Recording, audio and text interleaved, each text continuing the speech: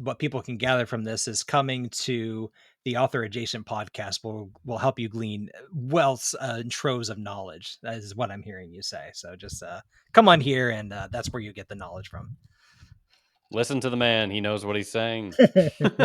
Yes, yes.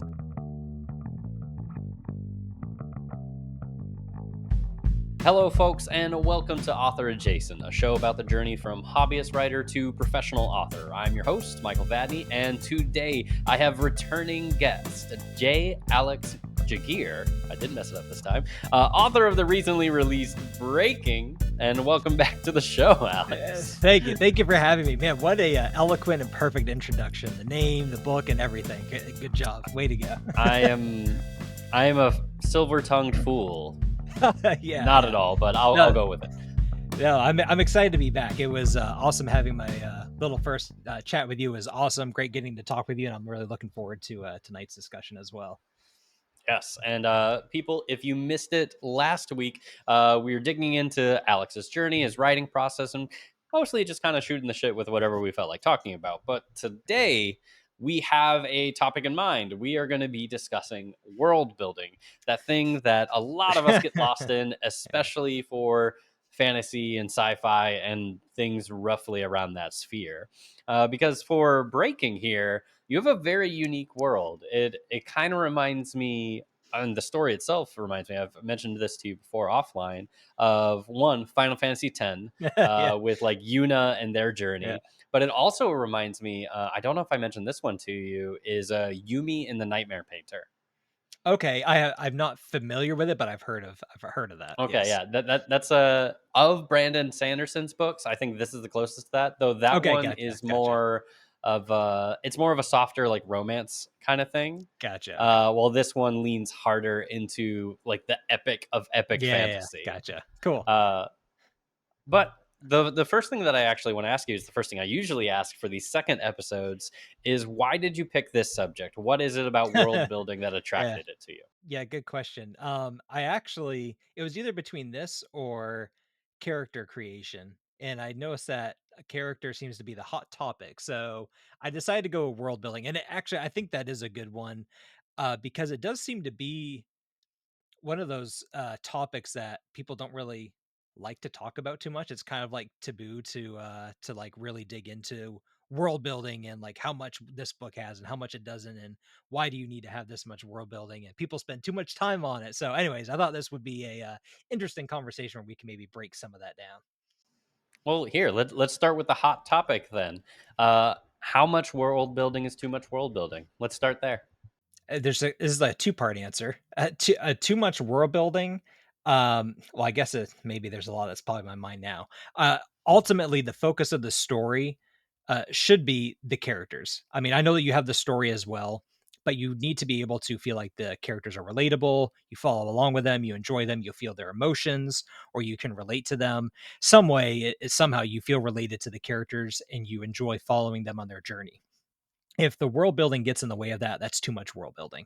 I think that's a pretty good objective standard when that gets to be too much. I was gonna say that's a good answer. The first thing that popped in my mind, I don't think it's as good, but the first thing that popped in my mind is too much world building is world building that makes someone put down the book within the first chapter or two.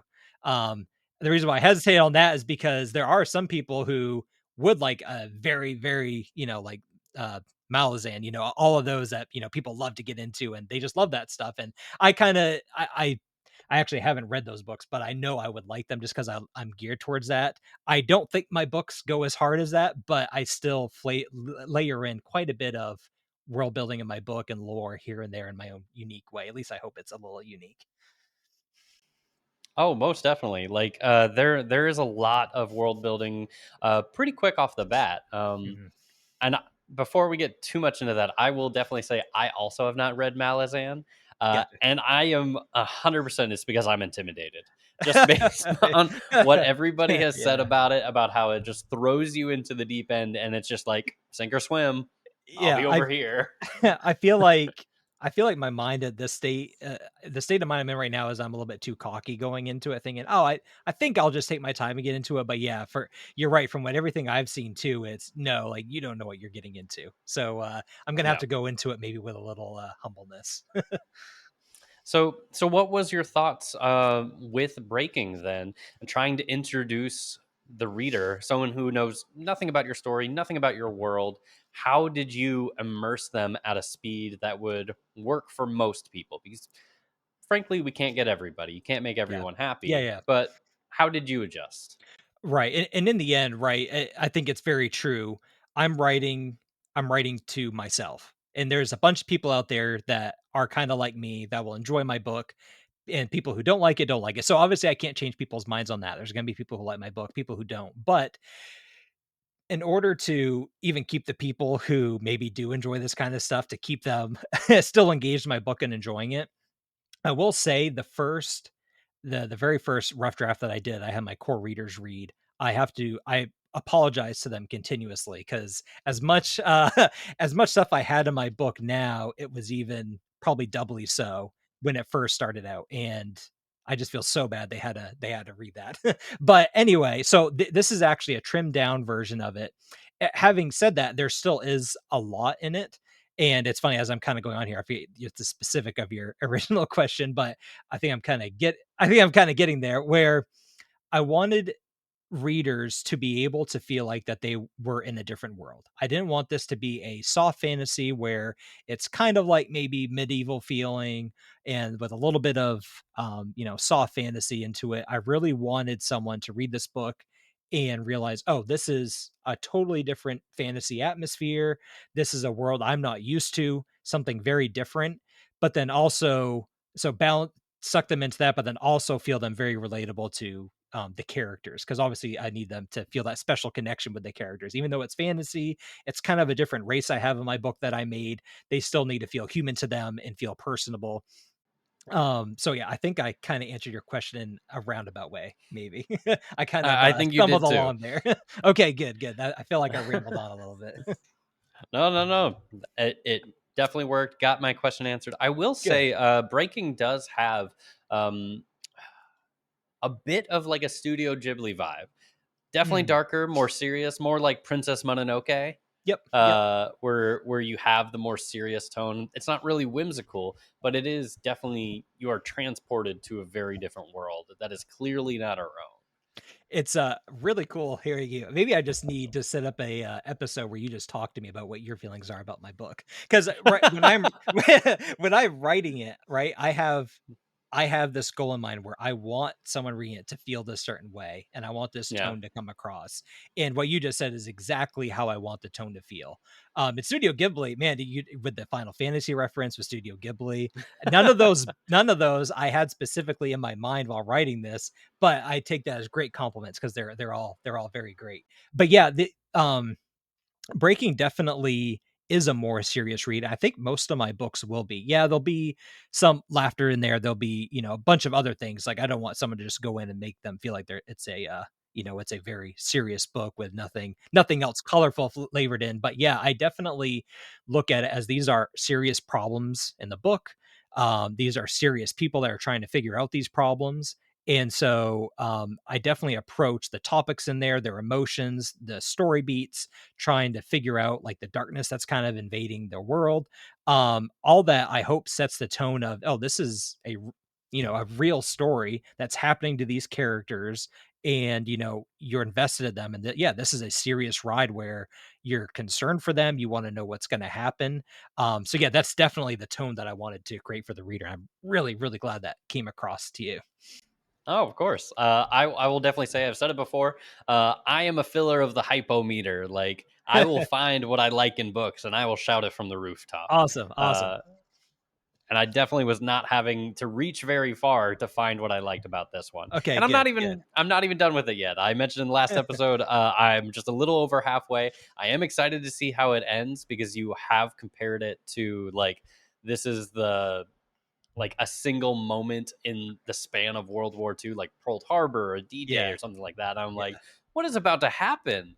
at the Yeah. end of this, Ye because like yes, there's a mystery happening here and they're trying to solve it. Mm. Uh but I'm I've very had a curious to see couple how it's going to end. I've had a couple people ask me like, "Hey, can you, like, clarify this part in the book?" Thinking it's something, like, they missed. I'm like, "Oh," I just casually say, "Oh, I don't even know." Even though I do, but it's just to tell them, just, you might not know, or you may not know in this book, you may never know, or I might shed it to light. So, yeah, I guess kinda going along with the world building thing, I know you didn't ask a question, but, there's definitely things in here where at the end of it, again, it tells a specific story, but by the end of it, just a heads up for anyone, nothing specific spoilery, but when you close it, there are going to be a lot of questions that you have. And that's what I wanted. I wanted someone to finish reading and think, oh wow, like, well, wait a second. I don't even know if this got resolved. I wonder what's going to happen with this character next, because I don't even know if, like, they have all these worries still going on, and just a couple off the cuff examples of some questions you might have at the end of the book. And I want those questions to be there for future books and future things to happen in my world and universe. That's not to say there's not a definite conclusion in this book. I definitely don't leave anyone hanging on the main story. When you read it, it tells this complete story. But yeah, I definitely, if this is a book where you're okay putting that down and thinking, man, I want to dig into this world more and universe, and okay having some maybe questions left unanswered, then this is hopefully definitely a book for you. No, that's excellent. It kind of reminds me of did you ever read Blood Over Brighthaven by ML Wong? I did not. No. First of all, do that. It is so good. I'll add it to But my it's 1,000 books on my TBR. dude, TBRs are mountains that never Yeah. dwindle. It doesn't matter how Yes. long you've been Yeah. mining at them. Yes. But she does the same thing where it's like by the end of the story, this story is over. But it is also very clear Mm. that there is so much more stories that are happening because like this is a standalone book. All of your other four total books that you've planned Yep, so my far, next 4, so they're the first 5 I'm writing. okay, yes. So they're all standalone books, but they're all pieces of an ongoing history. How much of that like overarching world building did you really establish before you started writing?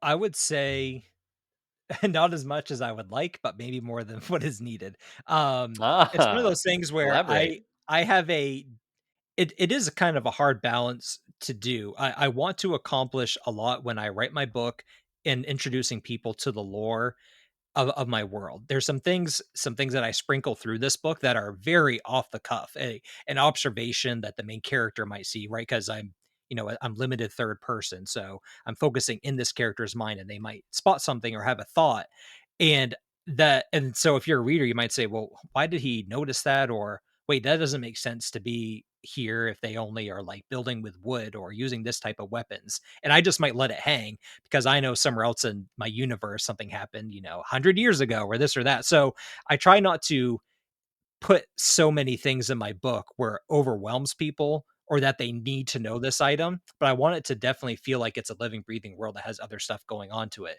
Now, as far as me preparing for all that, it was it is difficult with my first 5 because especially with this one, I needed to set up some certain things in my, I guess you can call it, my magic system in this book that I know would have repercussions later down the road. And so I did have to have a very solid foundation of not necessarily specifics on, let's just say there's fire magic, right? That I'm reliant on knowing the whole history on how this fire magic came to exist and this first wizard that invented it and the schools of magic that came about. I didn't need to know specifics like that, but I definitely needed to nail down, okay, what broadly kind of classes of magic are there? How do they might interact with someone's soul, or how do they act with creation at large? So, I probably again, there's a lot more I want and I need to get down for the details to kind of have this whole puzzle come together. But for this book, I definitely had enough where I was very comfortable putting in here the magic that I did and how it interacts with the characters and how it affects them. Okay. So then what's your starting point at least when building a new world from scratch? Do you begin with like a core concept, a map, a culture, or is it something else entirely? I love maps, and I've always started with maps. And actually, this is a universe I've developed since high school, and so it's kind of developed in a lot of different ways, and it's gone like it's unrecognizable from when I started in high school, but, I started drawing a map. I was like, "Okay, I gotta draw a map for my book I wanna write," and then it just expanded from there, and then maps help me visualize where things happened, and when I can visualize where things happened, then I can ask myself how those things came to be, and then I just keep going further back in time and back in time and putting the pieces together. So that's kinda how I start, and where I started specifically with this book, even not looking out at the grander world and universe, because this book is contained in its own kind of subset of the magic system and the creation, which worked out very well for introducing readers to this. I had to pick, I guess, for lack of a better term, a branch of the magic in my world and how it applies specifically to this story. So there, that did require a lot of digging. I did have to sit down and have an organized method of how I wanted to introduce the magic, a logical way of how it affects them, and how, like, let's say if a magic affects a character a certain way, would that have repercussions outside of this story? It would affect a different character in a different, one of my other books. And so I would say generally coming into this book, I had a very good general view of everything. But when I did come to this book, it did scare me a little trying to nail down the specifics because I do know that, and honestly, it might happen. There might be somewhere down the road I get to book 10 and a series I'm writing, and someone says, "Hey, that book Breaking that you wrote, this happened to this character. How come it didn't happen in this book?" And I just might have to say, "Oh, that's something that I overlooked." I'm definitely human. I'm going to make mistakes, but I think overall I'm very comfortable and happy with the magic system I have here, introducing people into the world and hopefully striking a balance between people understanding to a point what's happening, but then also left with unanswered questions at the end.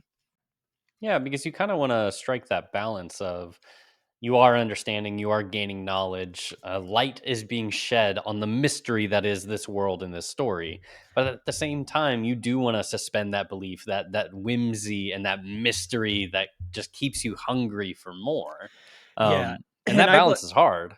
Well, and I think it's realistic too. It's almost realistic to be a little overwhelmed, and I think readers are okay with that. Not a lot, but a little bit. So, for instance, um, I mean, look at, um, just example from Lord of the Rings, Frodo, Sam, all the hobbits. They never stepped foot out of the Shire. You think that when they were walking through, of course, they had Gandalf to narrate the whole way, but you think when they were walking through the mines of Moria, they weren't overwhelmed by what they were seeing and experiencing? I mean, it was a different world to them.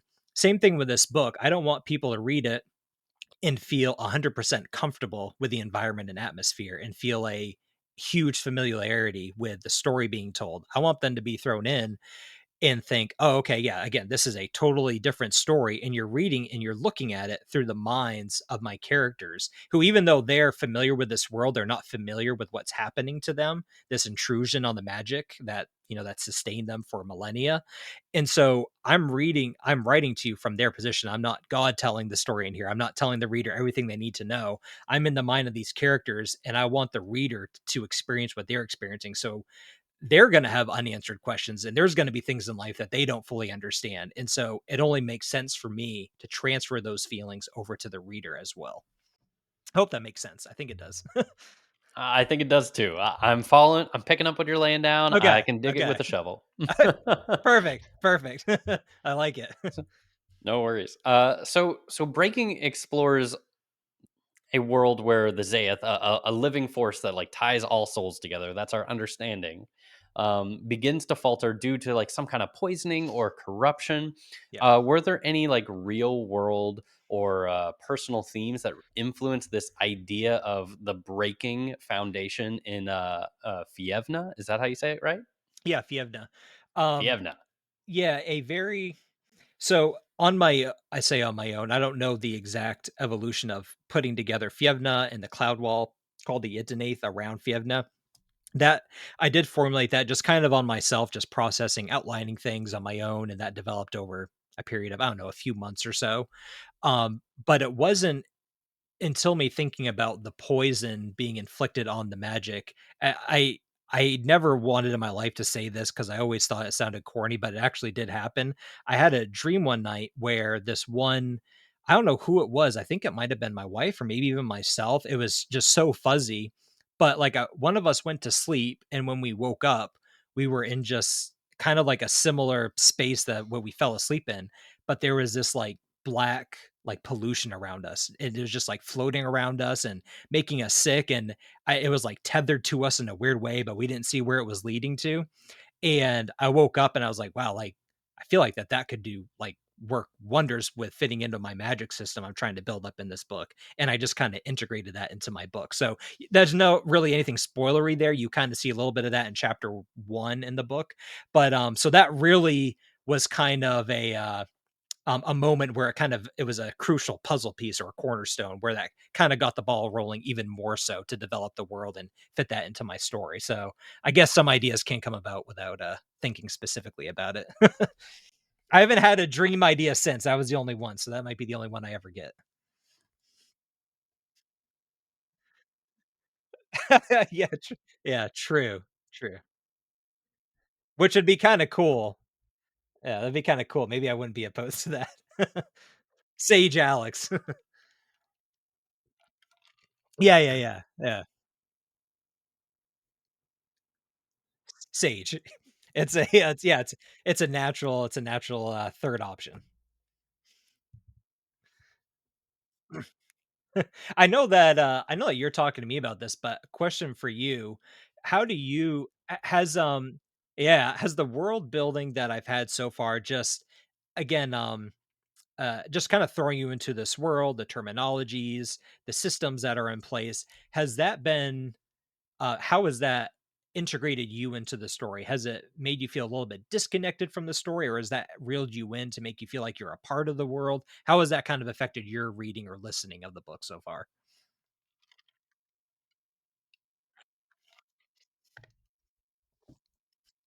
Hmm. Hmm. Yeah. Yes. Yes.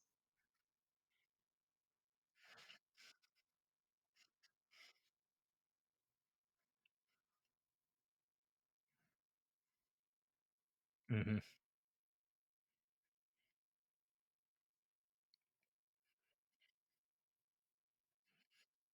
Yeah. Yep. Yeah. No. Yeah. Yep.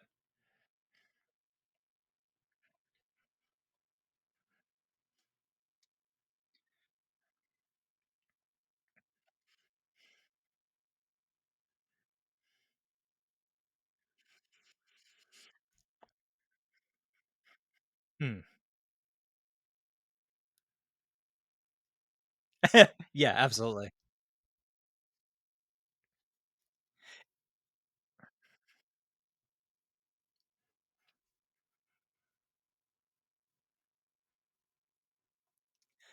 And that's where and I actually think that's kind of a good thing. Again, I want readers to feel a little overwhelmed, not a lot, but a little bit. And like I told, especially it's a little bit obviously different when you're listening to audio, but when you're reading it, especially, or I assume when you're listening it too, when you see a word or hear a word, again, might not be able to sit here and reiterate everything back to me. Yeah, this happened in the story, this and that. But if you're hearing it or reading it, you can say, "Oh, I don't remember specifically, but I kind of have a general knowledge of it." And again, based on context and what's going on, you can know and just keep going through the story. I like that for a couple of different reasons. One, again, I think it's hovering on that balance of a good amount of world building to bring people into the world, feel that it's a unique place, and then also for someone like I hope there's people out there like this who actually really like my book. If they stumble upon someone who bought my book and they actually really like it, they'll go back and read it and maybe even get even more from it and, see all the nuances with the language and how it interacts. So I'm hoping that it's accessible for people who generally like this stuff, can get through it and not have it detract from the story, but then also kind of have a nod to those people who want to get even more into the weeds and can dissect it a little bit more. So it sounds like it's striking that balance, so I'm thankful that that's what it's doing. For me, it definitely is. And I will say, very bold of you to ask for like this live feedback while we're recording and Yeah, I everything. mean, yeah, I'm glad that My you didn't hat's off to you, sir. I'm glad you didn't say, "Yeah, I've been holding back, but it's not for me. I'm ending after chapter 8." So, if you can Oh, finish no, the no, no, book, no. then that's great for me. I'm definitely gonna finish the book, and it's actually been helpful, kind of jumping back and forth between listening to it and then reading it on the page, because you do get the sound of the word, and then you get, oh, that's what that word looks like, Yeah, and it oh, yeah, helps with yeah. learning it. I didn't even I, think I've about m- that. known a few people that they'll do both at the same time, where they will have a physical copy of the book and they'll listen to it at the same time and read along with it. And I've been wanting to That must try work that. wonders. Yeah, that I would think that would Yes. be extremely helpful. Yes, and I think this would be a book that would really do well with that. I will say One, too, I would say that this book, for whatever reason, maybe it wasn't smart to do it with my first book. This book probably is the most heavy-handed with the fantasy terms, the language, the structure, the magic. I throw people. This is probably the most extreme that you'll get. Like I'm already thinking about book two, even though it's definitely epic fantasy. It has its own systems. There's half the terminology. It's a little bit more straightforward, a little bit more comfortable fantasy, even though I think I'm trying to do some different stuff with it that I'm excited about. If you can get through this one, like if you're kind of on the fence, you're like, yeah, I like it. I don't know if I can do, you know, however many books of this. It's kind of on the low. This is definitely as in depth as it's going to be within 300 pages of my writing. So if you can get through that and you enjoy it at least a little bit, then hang on for book two and book three and so on. yeah, And and I think the everyone's tolerance for that is varies. Yeah, absolutely, and I think that's why I was comfortable starting with it being a little bit more advanced in that way is because I wanted people to know, hey, even though maybe not every book is like this, you can expect this at least sprinkled throughout. This is the kind of world I'm building. This is my kind of writing. It's very serious. It's intricate. It's complex. So if you enjoy this book, then you'll definitely enjoy the rest. Whereas if I started with this one and it was very a little bit more simple, a little bit more soft and lead up, and then all of a sudden I come out with a series and it's just overwhelming. I feel like that would disappoint people. It's not what they're expecting. It'd be a letdown. Just have a little bit of backlash. Whereas here up front, it's my debut. You like it or you don't. If you do like it, you like my other ones. If you don't, totally fine. Then don't get my other ones. That's totally fine. And is that something you did intentionally, being a little heavy-handed with this one, so that you could be very upfront and frank with your audience, being like, "Hey, this is going to be something different, and it might It not be for you."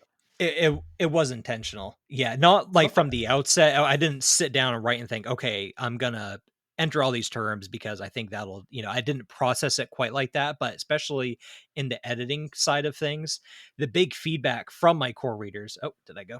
Hold on. You're still here. We are still recording.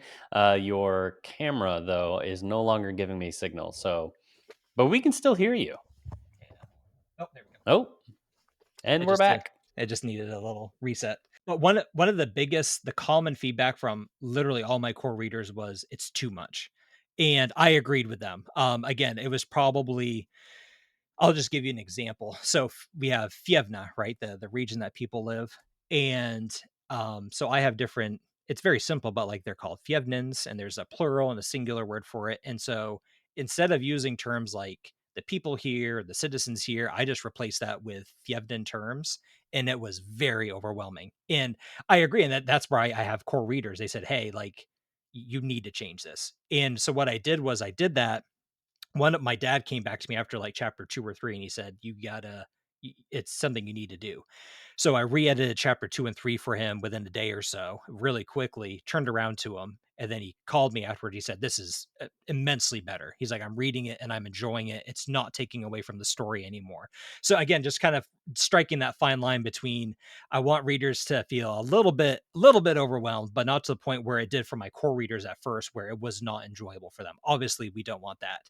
But I didn't take everything out, right? I'm sure I could have trimmed it down another 25 to 50%, but that's not the kind of book I want to write. That's not the book, I enjoy this book. I don't anymore. After reading it 12 times, I'm okay never reading it again.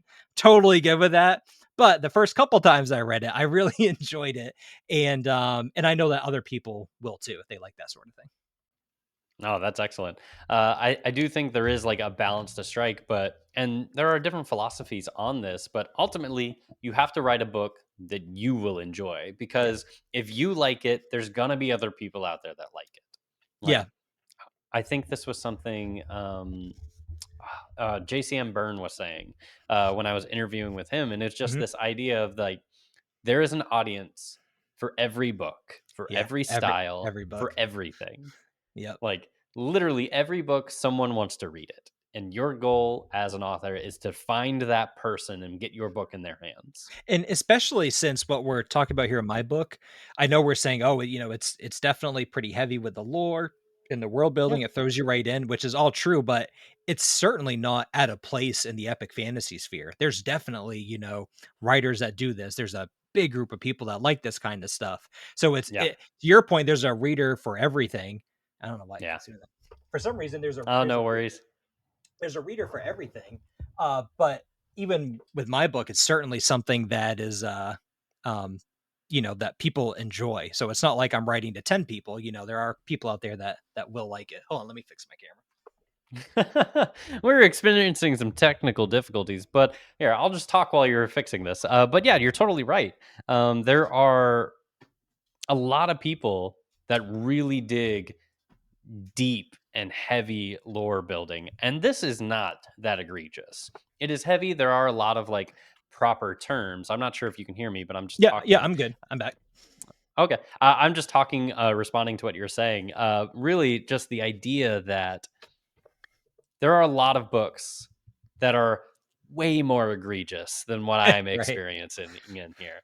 And there is a market for that. People Mhm. love deep world building. Like we were talking about earlier, everybody's love for Malazan, a big part of it is because it is a universe of such history. Mm. And that is something you definitely get from here, where you're reading through Breaking. You get the sense like there are things that happened before and there are things that happen after. But right now, we're focusing on this moment right here And that in kind a of world goes that is not our own. exactly, and that kinda goes to my 2 goals. The first and the main one above all else is I want someone to, throughout the book, but also, like, at the end, be able to close it and say, "Wow, that made me feel this way." Even if it's just a little bit. "I felt this way about this character. That ending made me feel a little bit sad about this." I want people to reflect on the book and get anything from it. That's my main goal. But then the second one is what made me fall in love with Lord of the Rings and, Donaldson, to begin with as well, right after the emotional side of connecting with the characters, is this is a brand new world with a lot to learn, and I'm okay being thrown into it and not knowing stuff, like not necessarily, I'm not a Tolkien scholar, but just studying the Cimmerillion, reading it over and over and taking my time and trying to understand how this affected things down the line in the Lord of the Rings, and the history of everything. And then same with Donaldson's books. And so I want mine to be that too. When someone picks up my book, I want them to experience certain emotions, connection with the characters, obviously enjoy the story, and then ponder of what this world is like. I want them to think outside of the book and think, I wonder what it would be like if, like, what if I lived there, and what if this happened to the world instead? And almost, it kind of gets into fan fiction sort of thing, but branch out and think, what is this world? What is this whole separate universe? So and that's where some people don't like that, and that's totally fine. And I think that's where I kind of said maybe taboo's kind of the wrong word, but world building has kind of gotten a bad name for itself. And I think that it is bad, again, if it detracts from the story and detracts from the characters. But I very much think that epic fantasy people in general, and especially people who like Lord of the Rings, like Wheel of Time, and Sanderson to a certain extent with his books too, they love to be thrown in a world that they don't know about. And they love to learn about all the lore and the history. And because that's what epic fantasy is. It's about these characters, it's about the history that led them there, it's about the magic, it's about all of that. It's not one over the other, it's everything inclusive. So that's why world building is a huge part of my books, because I feel like without it, I can't get invested in the world too. If I sit down and I write my book and I just don't know, like, why these people should even care why they're there, why maybe these civilizations are fighting, uh, why Why should does this camera why not does this want to camera, stay on? I don't know why. So anyway, all of those things that go into it. Yeah, so that's why That's why I world build. I think it's very not just something fun, but I think it is important and kind of crucial and necessary for my book. I think a big reason why world building gets a bad name is because it is seductive. Like, Mm, world building is so fun and it feels productive to do. yes. But at a certain point, it gets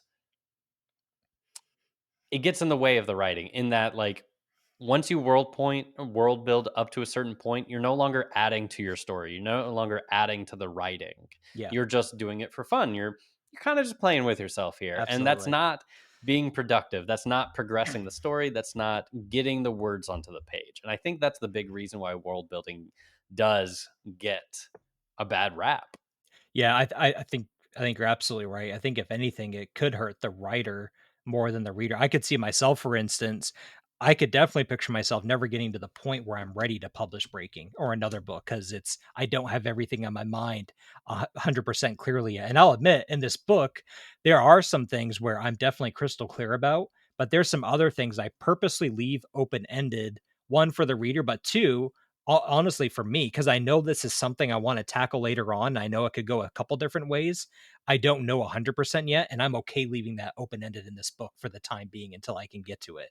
Um, and so that's where I really had to give way to no, like I need to get this story out. I can't perfect my world. I can't come up with this master grand plan and know all the books I'm going to write before this one's ready to be published. This one is ready in and of itself, and it's just fine the way it is. Oh yeah, it's just like what people say. It's like no plan survives contact with the enemy. The same thing happens here. Yeah. It doesn't Yeah. like I'm an outliner. I think you are too. Yes.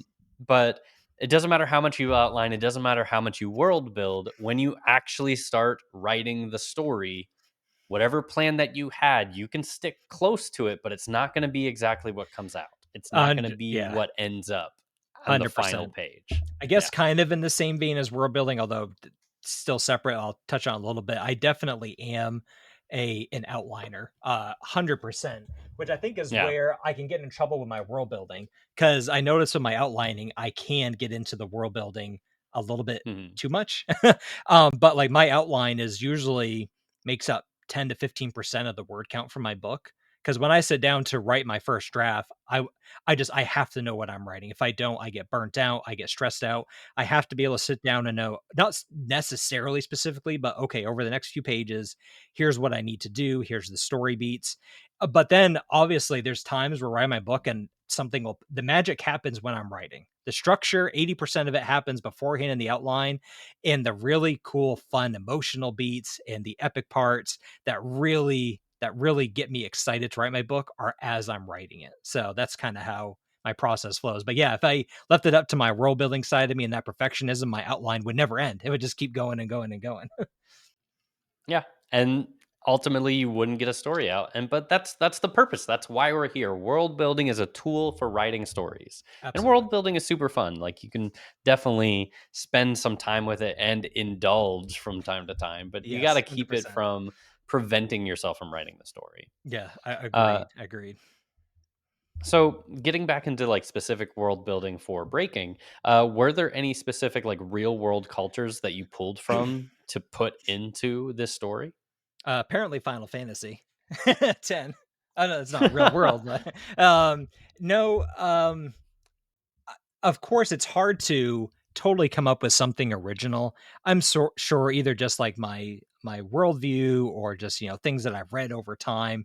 Obviously, like what I've come up with here is not just a concept in my mind, but overall, I didn't look and do any research on specific areas of the world or different civilizations or tribal things or interactions. It really just kind of was a um a region and a people that I thought of on my own. Obviously, again, there's some natural influences just from my life experience. I'm sure that goes into the book, but yeah, I definitely didn't do any research to try to pull something from the real world and reflect it in my book. That's interesting. What were the inspiration for the proper nouns then? Like for the name of your world and the magic that sustains everyone's soul. Like, where did these proper names come from? Now, the magic, so the system itself for the magic sustain people's soul. I know that's not entirely original. I don't know if you played Final Fantasy 14, but like, I mean, the online one. So, I mean, there's a story in there just about like the life force sustaining people. That I would say in and of itself isn't. I'm hoping that what's original and unique with it is how its interactions with the characters in this book, and then its repercussions in the world as a whole in future books. But as far as the naming conventions, I am not I'm not a linguist. I hated writing English. I think other languages are fascinating, but I've never studied them. However, for this book, I was interested in creating the very, very bare bones to a language that would at least make somewhat of a sense. It actually, like, I didn't just make up a name in here and then say, okay, that name sounds good, it's there. I have an Excel spreadsheet. I have an Excel spreadsheet for everything. I have an Excel spreadsheet that kind of has the sounds that this civilization, the Fievnin, how they talk. There's some certain sounds that they don't say. There's sounds that they do say. And I came up with maybe 50 rudimentary sounds that mean roughly some general things. And then I just kind of strung some sounds together. It is not like a tokens made up language. That's not my goal. That is not me at all. But having said that, I did want to create at least something that was representative of an imaginary language that comes across as something that actually has purpose and meaning and a system to it. So, like what you said, there's a lot of words. I know it can probably get a little frustrating, but there are a lot of words that sound alike, but it's because they actually have meanings in that language that actually means something about that place, that person, that method of doing things. And so that's kind of how I came up with my naming conventions. Well, that's pretty cool. Like that's something that a lot of people like to imagine doing, but then they come to the cliff of like, oh, that's a lot of work. Yeah, that was something where I wanted to get it even more refined because I'll tell you right now, I can't tell you, just be honest, I can't tell you a single small word what it specifically means. Like I remember a lot of main characters' names, what they mean in my mind, but a lot of the bare bones language that I put together, I'd have to open up my Excel spreadsheet to do because I'm not a linguist. I'm not someone who can recall stuff off the back and everything, but I do have it in there. If someone reaches out for a question, if they, generally want to know, hey, what does this person's name mean? I can open that up and I'll break it down for them as much as I can. So, as much as I want to, as much as I want to divulge the information of my language. If it's not too spoilerly, I can't say that word. Spoiler. I would highly suggest you do like a character introduction on like social medias and stuff like that. And as part of that, you could put like this is what their name means in their language. I think people will get a real huge kick out of You know what? That actually would be cool. I do have character trailers that I did, that. but not, Ooh, so they're actually on my YouTube channel. I don't know if they're directly in my website, but they're on my YouTube channel. You can go and watch my okay. character trailers anytime. They definitely don't get into the name meaning, but my audio narrator actually does like the narrating for it. It's a trailer. It's like a minute long for each of them with some music. So that's pretty cool. But I actually like, it's not a bad idea. Just have a little video that explains the character, their names, the origins of it, just a little bit more lore for people to dive into. People get a huge kick out of that. Yeah, that's not a bad idea. I'll take that and I'll put your stamp of approval on it. I'll say Michael maybe did this. I Maybe make do people do this. things for their own good. Well, at least it's not for evil. Oh no, no. I want good things for people. I only use my Good. powers for good. Good. Good. So something I know we're like heading towards the end of this, but something I really did want to ask you is what is a world building tip or technique you've learned that completely changed how you approach crafting your stories? Oh man. Yeah, that's a good question. Something that I've learned, again, kind of going, we talked when we talked in our last episode about the consistency factor. Um, the only time I really have my how do I go with this? Every time I have a spark of something that's like really connects and makes me say, "Wow, that's awesome to put in the book." It happens because of hours and hours of thinking about my book and my world building. So I would think that one thing that I learned is in general world building, if I'm trying to create a world that's gonna really grab someone's attention and make them pay attention, have it be the coolest thing they've ever seen, doesn't happen on its own, at least for me. I always think of the groundwork, whether I'm driving in my car or writing, and it's just consistently thinking about, for instance, a magic system. Okay, is there like a god that created this magic? And then I'm just thinking about how it trickles down to today's world and how they interact. And then it's something will just hit me and I'll think, that's the spark I needed. That is really cool. If like maybe there's a special weapon that actually was the source of the power, not the god or whatever it is. And then I write it down in my book or in my Excel file and I keep track of it. So I would say the biggest thing to world building, if it's something you want to integrate um into your writing, uh first of all, don't stress over it because I did for a while and it is not worth it. Yeah, there's some things that need to be left open ended. You need to get that book done. That's important. Make a good story, make good characters. But then when it does come to world building, take your time with it, enjoy it. You don't want to stress out over it. Enjoy the process, and those fun sparks of life are going to come and add flavor to your world and your magic system and future ideas, and take those and really run with those ideas that come along. So I think that's kind of the advice I would give that I've experienced.